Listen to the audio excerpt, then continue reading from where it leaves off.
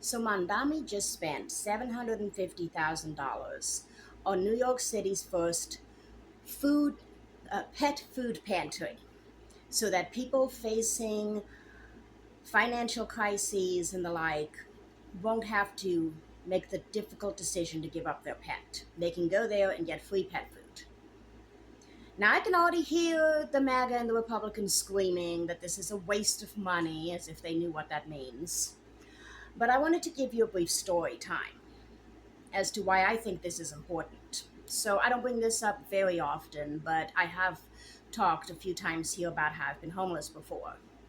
And there was a point where I was living out in a tent in the woods on the side of, literally like off the side of the train tracks, a little ways into the woods where nobody hopefully could find me. Um, and I was working, but not enough to obtain housing. And I there were times that I didn't have enough to eat. A lot of the time, I didn't have quality food, but most of the time, I had food because I was working. Um, and I started seeing this really skittish cat in the forest, right? This thing would not come within like 50 feet of me, but it would sit out there and watch when I was eating. And I was pretty sure that after I went to sleep, it was coming and trying to forage and see if there was any scraps or anything, right? So I started, every time I would eat, and it was something that was cat safe, I would, you know, go and put it like maybe 10, 15 feet from the door of the tent, and the next day would be gone. And so we worked for about 3 weeks to get this cat to actually come up and eat right in front of me. Every day I'd move that food a little bit closer because my thought was like, yeah, I don't have hardly anything, but this cat is living out in the woods and she is skinny, like painfully skinny. How can I sit here and eat when she's sitting right there looking at me starving? Like, what kind of monster would I be? And once then there was this day that she just stopped eating and she walked up to me and she just looked at me in the eyes and then bumped me with her head. And I reached down and I petted her a little bit. And it's like she just said, okay, I'm going to take a chance on you. And she did.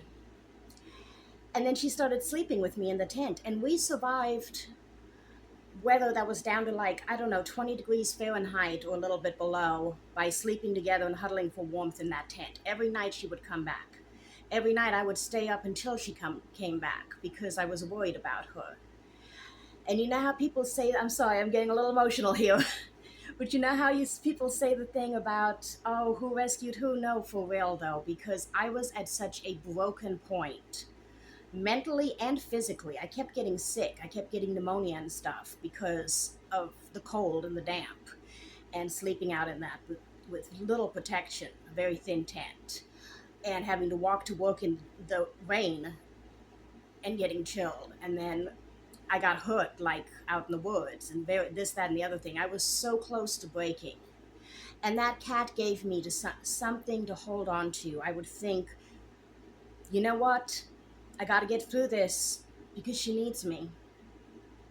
And she did, and I needed her.